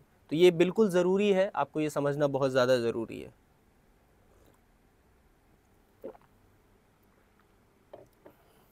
चलिए इसमें देख लेते हैं अंतर्राष्ट्रीय सम्मेलन, ठीक है। इसमें बेसिकली क्या हुआ, इस पूरे मीटिंग के दौरान, इस पूरे सम्मेलन के दौरान अंतर्राष्ट्रीय सम्मेलन जिसका टाइटल था reclaiming India's knowledge and legacy through the manuscript heritage को संबोधित किया। और ज्ञान भारतम मिशन, याद रखिएगा, ज्ञान भारतम मिशन की बात कही जा रही है। ये मिशन बहुत इंपॉर्टेंट है, क्योंकि आज के 2 महीने पहले, 3 महीने पहले ये खबर मैंने कवर की थी, तो उसमें भी बताया था ज्ञान भारतम मिशन। अब मैं आपसे चाहूँगा कि ज्ञान भारतम मिशन को एक दूसरे मिशन से रिप्लेस करके बनाया गया है, ठीक है। और दूसरे वाले मिशन की जो है कार्यप्रणाली उतनी वो नहीं थी, इतना एक्टिव नहीं था, इसलिए इसको बदल करके ज्ञान भारतम मिशन किया गया है। उस मिशन का नाम आपको बताना है ढूंढ कर, ठीक है, ज्ञान भारतम मिशन। या मैं आपको सिंपली कह दूं, इसका लिंक एक दूसरे मिशन से है जो ऑलरेडी चल रहा था, और वो हमारे यहाँ, अब चलो इतना हिंट तो नहीं दूंगा, आप इसको ढूंढ के ही बताना मुझे, ठीक है, कमेंट सेक्शन में बताना, ठीक है। ज्ञान भारत मिशन की शुरुआत भी यहीं से की गई है। देख लेते हैं थोड़ा सा क्या इंपॉर्टेंट है ज्ञान भारतम मिशन के बारे में। अब देखिए, यह एक डिजिटल भंडार होगा, यानी कि इस मिशन का मतलब क्या है, ज्ञान भारतम मिशन में क्या होने वाला है, ठीक है, तो उसका थोड़ा आइडिया ले लो। यह एक डिजिटल भंडार होगा जहां प्राचीन भारतीय पांडुलिपियों को सुरक्षित और साझा किया जाएगा। सो इनको प्रिजर्व करना, इनको बचा करके इनका संरक्षण करना बहुत मुश्किल होता है, ठीक है। और पुरानी चीज़ों का क्षरण जल्दी ना हो, चूँकि ये तामपत्रों पर लिखी गई होती थी, बहुत सारी पांडुलिपियाँ तामपत्रों पर लिखी जाती थी, तो उसका दिक्कत क्या होती थी कि इनको दीमक न खा जाए। ये पुराना एक बहुत बड़ा, ये यूँ समझ लीजिए कि हमारा इतिहास का दर्पण है, हम कैसे थे और कैसे हैं, इनके बीच की अगर यात्रा समझनी है तो ये पांडुलिपियाँ आपके लिए बहुत इंपॉर्टेंट हैं। हालांकि अंग्रेज़ों के आने के बाद बहुत सारी पांडुलिपियाँ चोरी हुई, बहुत सारी पांडुलिपियों को जला दिया गया, बहुत सारी पांडुलिपियाँ जो है गायब हो गई, बहुत सारा ये खुद ले करके चले गए, फिर भी हमारे पास बहुत सारी पांडुलिपियाँ आज भी बची हैं, और इनका संरक्षण हमारा जो है एक तरीके से परम धर्म मान करके हमें चलना चाहिए इसे, ठीक है। तो परम धर्म का मतलब जब मैं कहता हूँ तो याद रखिए मानवता के धर्म से है, ठीक है। इससे पारंपरिक ज्ञान को दुनिया तक पहुँचाया जाएगा। तो भारत की जो विरासत रही है, भारत की जो लेगेसी रही है, अगर हमें उसे आम जनमानस, चाहे वो हमारे देश का हो या वैश्विक जगत, या यूं कहें कि ग्लोबल्स का हो, तो हमें अगर उस तक ये सारी चीज़ें पहुंचानी है तो हमें प्रिजर्व करके रखना पड़ेगा, और इस ज्ञान को साझा भी करना पड़ेगा, तभी लोग जान पाएंगे कि हमारा इतिहास क्या है, हमारे पास क्या क्या चीज़ें हैं। इसलिए ज्ञान भारतम मिशन के तहत इन पांडुलिपियों का संरक्षण किया जाएगा और इन्हें डिजिटल फॉर्म में, यानी कि इनकी फ़ोटो खींच ली जाएगी, फिर इसे डिजिटल फॉर्म में क्रिएट कर दिया जाएगा। तो अगर किसी को चाहिए, मान लीजिए इंग्लैंड में किसी एक सभा कोई आयोजित होने वाली है जहाँ पांडुलिपियों के बारे में बात होने वाली है, वहाँ अगर हमें पांडुलिपि शेयर करनी है तो हमें ले जा करके एग्जीबिशन नहीं दिखाना, हमें डिजिटली उस फाइल को शेयर कर दिया। बात समझ में आ गई? भारत के पास दुनिया का सबसे बड़ा पांडुलिपि संग्रह है, लगभग 1 करोड़ पांडुलिपियां। अभी तक 10 लाख से ज़्यादा का जो है डिजिटलीकरण किया जा चुका है, यानी कि उनको डिजिटल फॉर्मेट में कन्वर्ट किया जा चुका है। ठीक है, तो जैसे कि आप एक हार्ड कॉपी देखते हैं तो उसका डिजिटल फॉर्मेट, कहते हैं ना भाई इसकी सॉफ्ट कॉपी भेज देना, तो वो डिजिटल फॉर्मेट क्रिएट किया गया है। ठीक है, बात समझ में आ गई? चलिए, इसके साथ साथ डिजिटलीकरण में एक चीज़ और सबसे ज़्यादा जो इम्पोर्टेंट है वो है बौद्धिक चोरी, यानी इंटेलेक्चुअल पायरेसी। आपने देखा होगा कि पायरेसी जो है सीडीज़ आती थी पहले, मूवीज़ आती थी और फटाक से ओरिजिनल मूवी की पायरेसी वीडियो बना करके उसको बेच देते थे। कई बार ऐसा होता है कि इंटेलेक्चुअल जो है पायरेसी क्या होती है कि इन पांडुलिपियों की बहुत सारी जानकारियाँ, ऐसा कई बार हो चुका है, अंग्रेज़ों के द्वारा हमारे यहाँ से ले जा करके उसे बदल करके और उससे नॉलेज प्राप्त करके उसको शेयर किया गया, ये कहते हुए ये हमारी विरासत का हिस्सा है। तो ये इंटेलेक्चुअल जो पायरेसी है इसको रोका जा सकता है, यानी कि इसके लिए इंटेलेक्चुअल प्रॉपर्टी राइट, IPR। ठीक है, अब यहाँ पर ये शब्द याद रखिएगा, इंटेलेक्चुअल प्रॉपर्टी राइट, जिसे आप कहते हैं बौद्धिक संपदा अधिकार। अब यहीं से आप ऐसे ही समझ लीजिए कि इंटेलेक्चुअल पायरेसी आया तो इंटेलेक्चुअल प्रॉपर्टी राइट हमें पढ़ लेना है थोड़ा सा। ठीक है, को रोकेगी, क्योंकि प्राचीन ज्ञान का नकल कर विदेशों में कई बार पेटेंट कराया जा चुका है। समझ गए मेरी बात? तो जैसे ही तुम इंटेलेक्चुअल प्रॉपर्टी राइट पढ़ते हो, बौद्धिक संपदा अधिकार पढ़ते हो, तुमको तुरंत समझ में आ जाना चाहिए कि मुझे पेटेंट से रिलेटेड रूल रेगुलेशन जो अंतर्राष्ट्रीय मानक हैं उन्हें पता होना चाहिए। ठीक है, बात समझ में आ गई? चलो, इसके लिए भारत, जिससे इसमें इस पूरे मिशन के तहत इसके लिए भारत, जिसमें थाईलैंड, वियतनाम और मंगोलिया जैसे देश भी साथ हैं, जिनके पास ऐसी प्राचीन संस्कृति परंपराएं हैं और पांडुलिपियां हैं, से अंतर्राष्ट्रीय सहयोग के साथ काम कर रहा है। तो ये बेसिकली जो है कल्चर्स का आदान प्रदान हो सकेगा, लोग समझ पाएंगे कि हमारा कल्चर पुराना ऐसा था, आपका ऐसा था, दोनों में ये सिमिलैरिटीज़ थी, दोनों इस तरीके से एक दूसरे से कभी ना कभी जुड़े हुए थे। इन सारी चीज़ों का आदान प्रदान, यानी सांस्कृतिक आदान प्रदान, यानी कि लोगों के बीच में, लोगों के बीच लोगों का एक दूसरे से जो प्रॉपर एक तरह से आप कह सकते हैं रिलेशन है, प्राचीन सभ्यताओं का जो रिलेशन है, प्राचीन जो हमारी विरासत रही है वो किस तरीके से फली फूली, आसपास की विरासतों से उनका क्या संबंध था, ये सारी चीज़ों को शेयर किया जा सकेगा। तो ये है पूरा इस मिशन का मतलब। बात समझ में आ गई? चलिए, अगली खबर पर बढ़ते हैं, जो कि GS पेपर 2 अंतर्राष्ट्रीय संबंध, भारत अमेरिकी संबंध, और GS पेपर 3 में अर्थव्यवस्था, ऊर्जा सुरक्षा, और आप कह सकते हैं कि ऊर्जा सुरक्षा में स्वायत्ता, है ना, से संबंधित है। ये खबर मुझे माफी चाहूंगा, एक सेकंड।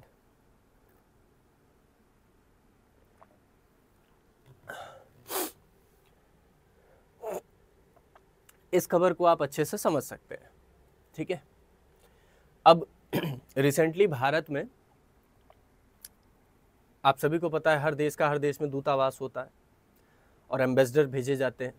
ठीक है, अमेरिका ने रिसेंटली भारत में अपना एक जो है एम्बेसडर, जो राजदूत होते हैं, उनका नाम डिसाइड हुआ और उनको भेजा है उनसे रिलेटेड। तो जब भी कोई एम्बेसडर या अमेरिका में कोई भी कार्य प्रणाली किसी भी तरीके से काम करती है, तो वहाँ पर प्रश्न पूछने की जो एक तरीके से एक कन्वर्सेशन करवाई जाती है, एक प्रॉपर प्रश्नावली होती है वहाँ की सेनेट के द्वारा। ठीक है, वहाँ पर मंत्री हैं, कोई भी है, आपको सेनेट के सामने बैठ करके जवाब देना होता है। आपने बहुत सारे वीडियो देखे होंगे जिसमें मार्क जुकरबर्ग, एलन मस्क, उनको बिठा दिया जाता है, 4-5 पैनलिस्ट बैठे होते हैं, वो उनसे क्वेश्चन पूछते हैं। सो बेसिकली वो सेनेट होते हैं, वो क्वेश्चन पूछते हैं और वो डायरेक्टली क्वेश्चन पूछते हैं। ठीक है, तो आपको उसका जवाब देना होता है। रिसेंटली जो अमेरिकी राजदूत हैं भारत में नियुक्त, तो उनसे भी जो है ऐसा हुआ, उन्हीं के साथ कुछ वार्ता हुई और ये खबर जो है सामने आई है। अब इससे उजागर होता है कि अमेरिका कितना ज़्यादा परेशान है। ठीक है, इसको मैं थोड़ा सा वो करूँगा। हालांकि आप में से एक ने मेरे से एक प्रश्न भी पूछा था कि सर नूर खान एयरबेस से रिलेटेड कुछ इन्फॉर्मेशन है जिसको दबाया जा रहा है। मैंने उससे रिलेटेड आपको शायद एक PDF शेयर किया है। आई होप कि बहुत ही संक्षिप्त है, समझने का मतलब उसमें बहुत ही गहरा है, आप समझ लेंगे, मुझे पता है। यहाँ पर कुछ बातें मैं जोड़ करके आपको बता देता हूँ। ठीक है, चलिए इसको थोड़ा सा पढ़ लेते हैं। क्या स्टेटमेंट क्या आया है वो देखिए अमेरिकी राजदूत का, वहां के सेनेट से जब जवाब दिया जा रहा था, भारत का रूस से आयात खत्म करना ही हमारी शीर्ष प्राथमिकता है। ठीक है, चलिए अब हाल ही में जब सेनेट के द्वारा प्रश्न पूछा गया तो जो नए राजदूत हैं, ठीक है, नए राजदूत नामित हुए हैं, उनका नाम है सर्जियो गौर। ठीक है, क्या नाम है? सर्जियो गौर ने कहा कि भारत द्वारा रूसी तेल का आयात करना बंद करवाना उनकी टॉप प्रायोरिटी है। यानी कि वो रहेंगे भारत में अमेरिकी दूतावास दूत बनकर, भारत और अमेरिका के बीच में संबंधों को अच्छा बनाना, प्रगाढ़ करना, ये सब इनके हाथ में होगा। इनकी क्या क्या कार्यविधि होगी, क्या क्या जो है ये करेंगे, उसमें जब इनसे सेनेट ने प्रश्न पूछा तो इनका पहला उद्देश्य, जो पहला टॉप प्रायोरिटी जिसको बोला, वो ये रहा कि हम भारत और रूस के बीच में तेल आयात को पूरी तरीके से बंद करवाएंगे। क्योंकि अमेरिका का ये मानना है, मैं बार बार वही चीज़ रिपीट कर रहा हूँ, अमेरिका का ये मानना है कि अगर भारत रसिया से ऑयल बाय करेगा तो भाई ये पैसा सीधा सीधा फंड किया जा रहा है यूक्रेन वॉर को। ठीक है, अब इनको नहीं पता कि हमसे ज़्यादा चाइना खरीदता है, लेकिन चाइना पे लगाने की औकात तो इनकी है नहीं, क्योंकि अगर ये चाइना पे ठोक दिया, अगर गलती से चाइना ने रिटेलिएट कर दिया, मजाक में रिटेलिएट कर दिया, तो डॉलर की ऐसी की तैसी कर सकता है चाइना। ये लिटरली मैं आपको एक मतलब इसमें कोई अब जो है एक तरीके से आप कह सकते हैं कि कोई अतिशोक्ति नहीं कह रहा मैं, कोई बहुत बड़ा एक स्टेटमेंट नहीं है। चाइना जब चाह ले वो डॉलर की पूरी ऐसी की तैसी कर सकता है। कैसे? चाइना के पास इतने फॉरेक्स रिजर्व हैं डॉलर में कि जिस दिन उसने मार्केट में इस फॉरेक्स को रिलीज कर दिया, उस दिन डॉलर कहाँ रहेगा कुछ नहीं पता। दूसरी चीज, चाइना ने जिस दिन अपनी सप्लाई चेन को इंटरप्ट कर दिया, खासकर अगर मैं बात करूं अमेरिका की तरफ से, उस दिन अमेरिका को दिक्कत हो जाएगी। तो ये पलटवार कहाँ कर सकते हैं? जहां इनको समझ में आएगा। अब इसको ध्यान से समझिएगा। अमेरिका चाहता है कि भारत रूस से तेल ना खरीदे, क्योंकि इससे रूस यूक्रेन के युद्ध के लिए आर्थिक मदद मिलती है।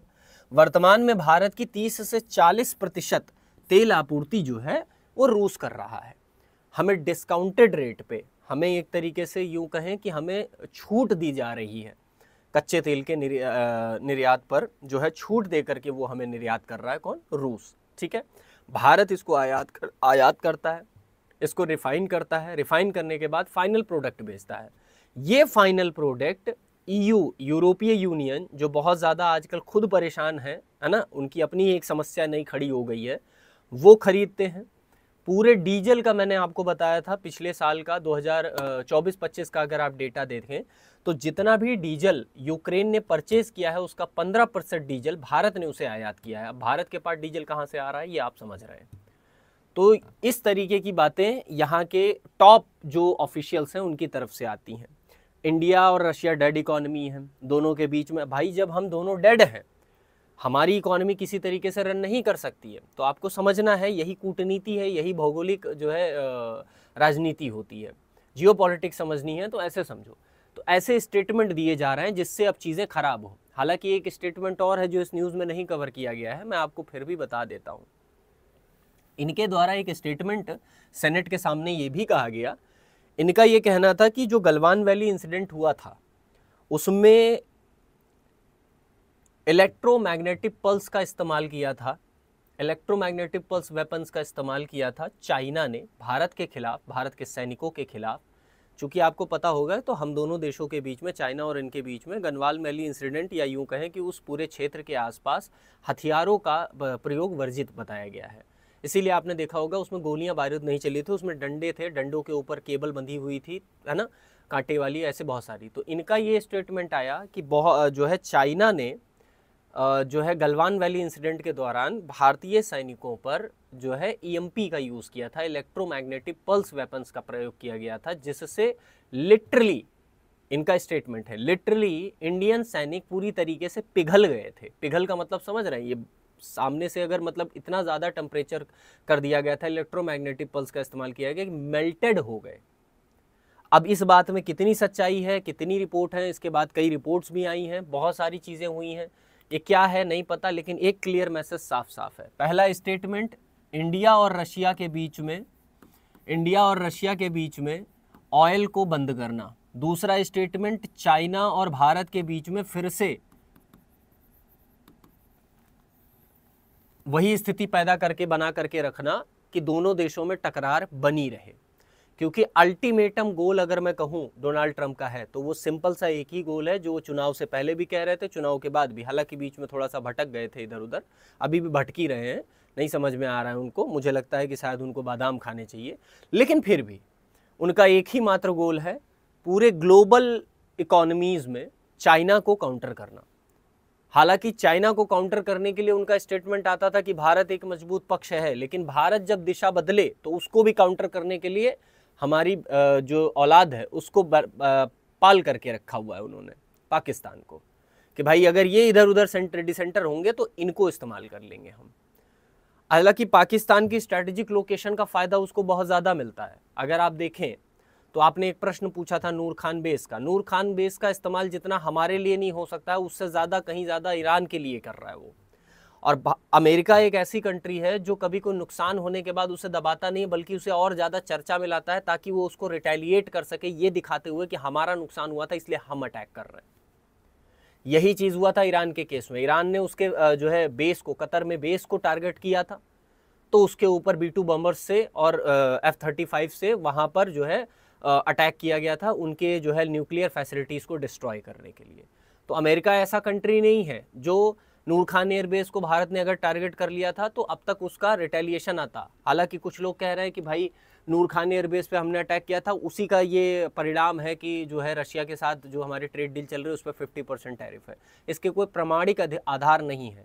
मैंने उसमें ये भी उत्तर दिया कि जो कूटनीति होती है, विदेश नीति होती है, ये संभावित कारणों के कारण प्रभावित जरूर हो सकती है, बट निर्धारित नहीं की जा सकती उसके कारण।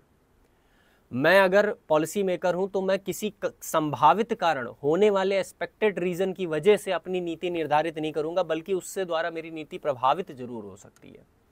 तो मैं, ऐसा नहीं है कि पूरी नीति ही इसके आधार पे बनाऊंगा। बात समझ में आ गई? चलो अब आगे देख लेते हैं। अब इस पे हमको जो चुनौती है, एक तरीके से हमारे सामने एक शर्त रखी गई है, वो भी आप समझ लीजिए।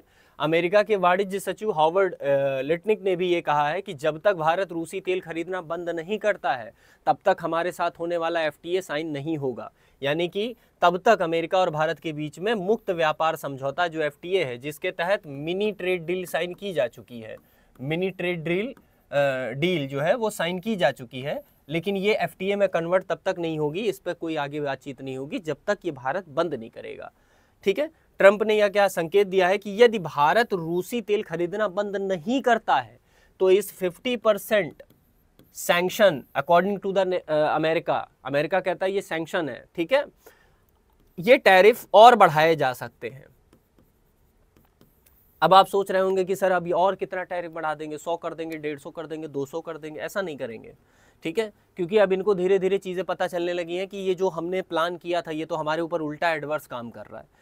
तो ये टैरिफ जो कह रहे हैं कि बढ़ाएंगे, उसमें आपको पता होगा जब हमने 50% टैरिफ की बात की थी तो हमने 5 क्षेत्रों के बारे में आपको बताया था कि इन क्षेत्रों पर टैरिफ नहीं लगाए गए हैं। जैसे अगर आप देखेंगे तो फार्मास्यूटिकल प्रोडक्ट्स हैं, ठीक है, उन पर नहीं लगाया गया था, और जो है हमारे यहाँ जो ज्वेलरी से रिलेटेड पर्टिकुलर कुछ इंडस्ट्रीज़ हैं उन पर नहीं लगा था, कुछ और भी, मतलब टोटल 5 हमने बताई थी, अभी मुझे 3 रिकॉल नहीं हो रही है, मैं आपको बता दूंगा, वो PPT अगर आपके पास है तो ज़रूर देखिएगा। अब जो टैरिफ बढ़ाने की बात कही जा रही है तो हो सकता है, ऐसा संभावित है कि इन्हीं 5 कैटेगरीज को टारगेट करेगा अमेरिका, कि अभी इन पर नहीं लगाया था, अब इन पर भी मैं लगा दूंगा। समझ में आ गई बात? ये होगा, ठीक है, तो ये दबाव डाला जा रहा है एक तरीके से, और यही करता है अमेरिका। आपके उत्तर का, आपका जो उत्तर चाहिए था आपको, वो इसी में छिपा है कि वो दबाव डाल करके डिसीजंस को चेंज करवाने का प्रयास करता है, चाहे वो वियतनाम की डील हो, चाहे वो जापान की डील हो। जापान के लोग यहाँ तक ये कह रहे हैं कि ये कौन सी डील है, इसमें तो जापान का कोई हित ही नहीं है ना। तो ये ऐसा काम करना उसकी आदत है, उसका काम ऐसा नहीं है कि वो किसी चीज़ को छुपाए, वो तो बिल्कुल उजागर कर देता है ना। अब यहाँ पर एक एग्रीमेंट के बारे में आपको पता होना चाहिए, या एक प्रतिबंध के बारे में, एक जो है कानून के बारे में पता होना चाहिए, जिसका नाम है कात्सा, ठीक है, काटसा पढ़िए, काटसा पढ़िए। इसका फुल फॉर्म है काउंटरिंग अमेरिकन्स, ठीक है, अमेरिकन नहीं, अमेरिकाज एडवाइजरी स्ट्रो सैंक्शन एक्ट 2017। अब ये है क्या, इसके बारे में थोड़ा समझ लो। ये अमेरिका ने एक कानून पारित किया था जिसमें प्रतिबंधित राष्ट्रों के साथ ऊर्जा और रक्षा सौदों पर अमेरिकी प्रतिबंध का एक कानून है, जो बेसिकली आप देखेंगे कि इसी कानून के तहत चाहे वो ईरान हो, ठीक है, चाहे वो उत्तर कोरिया हो, और अब इसमें रूस भी शामिल है, इसी कानून के तहत उस पर सैंक्शन लगाए गए थे। ये जो कहते हैं ना हम सैंक्शन लगा देंगे, तो सैंक्शन लगाने का मतलब क्या होता है, इसी कानून के तहत ये सैंक्शन लगाता है। और इसी कानून के तहत भारत के ऊपर प्रेशर डालने की बात कही जा रही है कि प्रतिबंधित राष्ट्रों से अगर आपने किसी भी तरीके का रक्षा और ऊर्जा सौदा करने का प्रयास किया तो आप इन प्रतिबंधों के शिकार बन सकते हैं। बात समझ में आ गई? तो हमारे यहाँ अब हम इसी चीज़ को हम कैसे काउंटर कर रहे हैं, हम कह रहे हैं हम देश स्वायत्त हैं, हमारा खुद का संविधान है, हम आज़ाद हैं। हम अगर इसको मानने लग गए तो ये तो कानून अमेरिका का है ना, तो अगर मैं इसको मान रहा हूँ अल्टीमेटली मैं अमेरिका के कानून को फॉलो कर रहा हूँ। भारतीय सरकार अमेरिका के कानून को फॉलो कर रही है, विच मीन्स कि हमारा जो गवर्नर है, या यूं कहें गवर्नर मतलब गवर्निंग बॉडी है, वो अगर वहाँ से गवर्न हो रही है, विच मीन कि हम संप्रभु नहीं है, सॉवरेनिटी हमारी नहीं है, ठीक है। तो हमारी स्वायत्ता है, हमारी ऊर्जा स्वायत्ता है, हमारी रक्षा स्वायत्ता है, हम जहाँ से चाहेंगे वहाँ से परचेज करेंगे अगर हमें सही डील मिल रही है तो, ठीक है। क्यों नहीं खोल देते आप वियतनाम और इन सब के साथ, इसमें वियतनाम भी शामिल है, आप क्यों नहीं खोल देते वियतनाम के साथ? ईरान के तेल पर आपने सैंक्शन लगा रखा है, क्यों नहीं खोल देते, हम वहां से बाय कर लें। अब आप कह रहे हैं कि हम वहां से बाय नहीं कर रहे हैं, यहाँ से बाय, अब आप ये भी कह सकते हैं कि आप ईरान से क्यों नहीं कर ले रहे, तो ईरान पे भी आपने सैंक्शन लगा रखा है ना। आप चाह रहे हैं कि आप ही के तेल हम परचेज करें, आप ही के गुड सर्विसेज परचेज करें, आप ही के F-35 परचेज करें, जो 2 महीने हमारे यहाँ खड़ा रहा कोई टेक्निकल ग्लिच की वजह से। आप चलो हम मान लेते हैं कि सभी तकनीकी उसमें ऐसी समस्याएं आ जाती हैं, मैं मानता हूँ, बिल्कुल मानता हूँ, कोई हमारा सुखोई, मैं ये थोड़ी कह सकता हूँ कि सुखोई और राफेल इतने हैं कि कभी ख़राब नहीं हो सकते, बिल्कुल हो सकते हैं। लेकिन फिर जब आप F-35 बेचने की बात करते हैं तो आप कहते हैं कि हम उसमें एक जो है किल स्विच लगा करके रखेंगे कि अगर हमें लगेगा कि हमारा प्रोडक्ट आपने किसी दुश्मन के खिलाफ अपने यूज़ किया जो ऑलरेडी हमारा मित्र राष्ट्र है, तो वो काम ही नहीं करेगा। तो भैया एक बात बताओ, ये कौन सी थिंकिंग है आपकी, है ना, इसको समझो। तो रक्षा सौदे आप कह रहे हो, ऊर्जा सौदे, ये दोनों आप हाई प्राइस पे बेच रहे हो, है ना। आप एक तरफ ये नहीं देख रहे हो कि आपकी जितनी भी एनर्जी सप्लाई है वो EU है, अमेरिका खुद जो है यूरिया और ये सारी फर्टिलाइज़र खुद जो है परचेज कर रहा है, वहाँ पर आपको नहीं दिख रहा है। वहाँ पे आप कहते हैं we don't know how to deal it, तो वहाँ आपकी लैंग्वेज बदल जा रही है। समझने का मतलब ये है कि यही कारण है कि कुछ दिन पहले जो आर्टिकल पब्लिश हुए जिसमें क्लियरली बोला जा रहा है कि भैया आपके समझ से बाहर जा रही है ना जियोपॉलिटिक्स। चलिए दोस्तों आगे बढ़ते हैं। अब अगली खबर है GS पेपर 2, GS पेपर 3, रूस और बेलारूस, है ना। रूस का ही पार्ट बेलारूस ने सैन्य अभ्यास शुरू कर दिया है, जो कि बाल्टिक देशों के लिए बहुत बड़ी समस्या क्रिएट हो रही है, जिसमें बाल्टिक क्षेत्रों में देखा जाए तो बहुत ज़्यादा दिक्कत है। बाल्टिक देश इससे सबसे ज़्यादा परेशान हो रहे हैं। नाटो का आर्टिकल 4 पहली बार मतलब इस बार इस पूरे कार्यकाल में पहली बार फिर से जो है एक्टिवेट करवाने की बात कही गई, और किसने करवाया? पोलैंड ने करवाया। सो रिसेंटली इसके पीछे की कथा आपको मैं बता देता हूँ। कुछ जो है रशियन ड्रोन जो है वो पोलैंड की सीमा में देखे गए, जिसके वजह से पोलैंड जो है वो सतर्क हो गया। पोलैंड एक नाटो कंट्री का देश है। जब ये वॉर शुरू हुई तो उसके कुछ दिन पहले ही बात कही गई कि ऐसा ना हो कल को चल के रशिया हम पे अटैक कर दे तो हम नाटो ज्वाइन कर लेते हैं। नाटो ज्वाइन कर लिया। आर्टिकल 4 और आर्टिकल 5 नाटो के, आर्टिकल 4 और आर्टिकल 5 ये नाटो के बहुत ही प्रसिद्ध आर्टिकल है। आर्टिकल 5 कहता है कि नाटो के किसी भी एक कंट्री पर हमला नाटो पर हमला माना जाएगा तो सारी कंट्री मिल के कूटेंगी तुमको। तुमने किसी एक को पीटा तो सब मिल के मारने आएंगे। और नाटो आर्टिकल 4 क्या कहता है? आर्टिकल 4 कहता है कि अगर किसी नाटो कंट्री को ये लगता है कि उसके ऊपर हमला हो सकता है या होने की संभावना है या किसी तरीके का कोई संकट है, तो वो नाटो कंट्री के सदस्यों की एक तत्काल मीटिंग बुला सकता है, जिसमें ये प्रपोजल रखा जा सकता है कि नाटो 5 के आर्टिकल को कब एक्टिवेट करना है। बात समझ में आ गई? तो अभी रिसेंटली 4 एक्टिवेट हुआ और जब ये बात शुरू हुई कि रूस और बेलारूस दोनों आपस में जो है अपना युद्ध अभ्यास करेंगे, तब से इन लोगों की और ज़्यादा दिक्कत हो रही है ना। चलिए इसके बारे में थोड़ा सा समझ लेते हैं। हाल ही में रूस और उसका प्रमुख सहयोगी बेलारूस एक ऐसा कंट्री है जो आप मान के चलिए कि रूस का ही पार्ट है ना। वो केवल नाम मात्र है। वहाँ पर एक जो है एक तानाशाह बिठाया गया है जो रूल कर रहा है रशिया के उस पर। ऐसा माना जाता है कि रशिया ने अपने न्यूक्लियर वेपन्स को भी डिप्लॉय कर रखा है बेलारूस में, है ना। समय आने पर इसको घेरा जाए। अब ये बेलारूस इतना स्ट्रैटेजिक लोकेशन क्यों रखता है, इसको मैं मैप के जरिए आपको समझा देता हूँ। ने शुक्रवार को जो है एक संयुक्त सैन्य अभ्यास जिसको ज़ैपेड 25 क्या कहा गया, ज़ैपेड 2025 इस एक्सरसाइज का नाम है, याद रखिएगा, शुरू किया है। यह कदम नाटो देशों को चिंताओं में डाल रहा है क्योंकि इन अभ्यास में भारी सैन्य उपकरण और बख्तरबंद वाहन, हेलीकॉप्टर और अन्य नौसैनिक जहाज शामिल हो रहे हैं। अब पोलैंड को सबसे बड़ी दिक्कत यह है कि कुछ दिन पहले ड्रोन दिखा था, अब ये कर रहे हैं, तो ये कहीं ये तो प्लान नहीं है कि बाल्टिक देशों की तरफ आक्रमण शुरू कर देगा।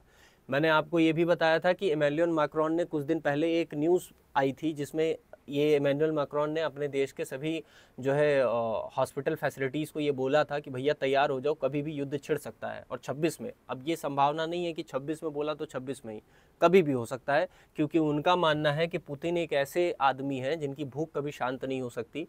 रशिया अपनी विस्तारवादी नीति के तहत पुराना यूएसएसआर खड़ा करने का पूरा प्रयास करेगा। ठीक है, चलिए ये अभ्यास बेलारूस के ग्रोंडो क्षेत्र में जो पोलैंड और लुथियानिया, ठीक है, की सीमा पे सटा हुआ है, में हो रहे हैं। नाटो के पूर्व सदस्य जैसे कि पूर्वी सदस्य पोलैंड, लुथियानिया और लताविया, ठीक है, तो ये बेसिकली, ठीक है, बाल्टिक देश मेनली 3 ही माने जाते हैं। ठीक है, तो ये बाल्टिक देश उच्च सतर्कता पर है कि अब कभी भी हमारे साथ भी यूक्रेन, जैसे यूक्रेन के साथ है, हमारे साथ भी हो सकता है, तो हमें पूरी तरीके से तैयार रहना है। पोलैंड ने प्रतिक्रिया स्वरूप जब ये आर्टिकल 4 को वो किया, तो उसके तहत नाटो के सहयोगियों के साथ संयुक्त सैन्य अभ्यास की घोषणा की है और 40,000 सैनिक सीमा पर तैनात करने की योजना बनाई है। अब लोकेशन देख लो ताकि तुम्हें ये क्लियरिटी हो जाए कि इन लोगों की इतनी ज़्यादा समस्या खड़ी क्यों है। तो ये आपका हो गया रशिया, ठीक है, ये पूरा रीजन रशिया का है जहाँ लिखा हुआ है फेडरल रशियन फेडरेशन। ठीक है, ये आप देख रहे हो यूक्रेन, जिसकी बॉर्डर जो है ये वाली रशिया से लग रही है, और ये जितनी बॉर्डर है ये बेलारूस है, ये बेलारूस है। ये बॉर्डर आप यूक्रेन देख रहे हो। यहाँ देखो ये पोलैंड है जो बेलारूस से कनेक्टेड, यूक्रेन बेलारूस से कनेक्टेड, लिथुआनिया बेलारूस से कनेक्टेड, लटाविया बेलारूस से कनेक्टेड। तो अब इनको दिक्कत क्यों हो रही है ये तुम समझ लो, समझ गए कि और इसका संबंध अच्छा है। ऐसा कहा जा रहा है कि रशिया ने बहुत सारे अपने न्यूक्लियर वेपन को भी डिप्लॉय कर रखा है यहाँ पे, कि इन केस कभी ऐसी कोई कंडीशन हुई, कोई दिक्कत आई, यहीं से उठा के मार देंगे बम, खत्म। ठीक है, तो इनकी समस्या जायज़ है। हालांकि रशिया का ये कहना है कि ये एक मॉक ड्रिल है जो नियमित रूप से होती है, हम वही कर रहे हैं, हमारा उद्देश्य इसमें ये नहीं है कि हम किसी को टारगेट करने वाले हैं। लेकिन बस वही वाली बात है, सतर्क रहना इनका काम है, अभ्यास करना इसका काम है, तो करते रहना है दोनों। ठीक है, चलिए बढ़ते हैं अपने आज के प्रश्न की तरफ। निम्नलिखित में से कौन सा कथन सही है? सुशीला कार्की नेपाल की पहली महिला प्रधानमंत्री बनी है। नेपाल में हाल ही में संसद भंग करने का निर्णय राष्ट्रपति रामचंद्र पौडोल ने लिया है। नेपाल का संविधान 2005 में लागू हुआ था। आपको कूट्स के द्वारा सही उत्तर का चयन करना है, केवल 1-2 सही, 2-3 सही, 1-3 सही, 1-2-3 सही। वीडियो को पॉज कर लेना, सही उत्तर कमेंट सेक्शन में देना, मैं शाम को कमेंट चेक करूंगा। चलिए, ज़ैपेड एक्सरसाइज किस देशों द्वारा आयोजित एक संयुक्त सैन्य अभ्यास है? रूस चीन, रूस बेलारूस, रूस कजाकिस्तान, रूस ईरान। ठीक है, वीडियो पॉज करके इसका उत्तर देना। इस पर आपको आंसर राइटिंग करनी है। इंग्लिश वालों के लिए ये प्रश्न है और हिंदी वालों के लिए ये प्रश्न, दोनों सेम है, अनुवादित प्रश्न है। ठीक है, तो इसका आप आंसर राइटिंग करके मुझे देंगे। ठीक है, किस ग्रुप में सबमिट करना है, तो उसके लिए पहले ये ग्रुप ज्वाइन करो। इसमें मुझे सर्च करके, चूँकि मैं एडमिन में हूँ इसमें, तो इसमें मुझे सर्च करके मैसेज कर देना कि सर मुझे उस ग्रुप में ज्वाइन होना है। मैं आपको उस ग्रुप में ज्वाइन कर लूँगा जहाँ आप अपनी आंसर राइटिंग को शेयर करोगे, सिर्फ PDF बना के। ठीक है, ज़रूर ज्वाइन कर लीजिएगा। और आज की क्लास में इतना ही, काफ़ी लंबी क्लास थी, स्वास्थ्य उतना अच्छा नहीं है इसलिए ज़्यादा बोल नहीं पा रहा हूँ, गला ख़राब होता जा रहा है। और आई होप कि आपको थोड़ा सा क्लियरिटी हुई जो मैंने समझाया। और अगर आपको क्लास पसंद आई हो तो प्लीज़ लाइक करिएगा, अपने दोस्तों के साथ शेयर करिएगा। PDF डाउनलोड करने के लिए हमारे टेलीग्राम चैनल से जुड़ जाइएगा। अपना ध्यान रखिए, स्वस्थ रहिए, अच्छे से पढ़ाई करते रहिए। धन्यवाद।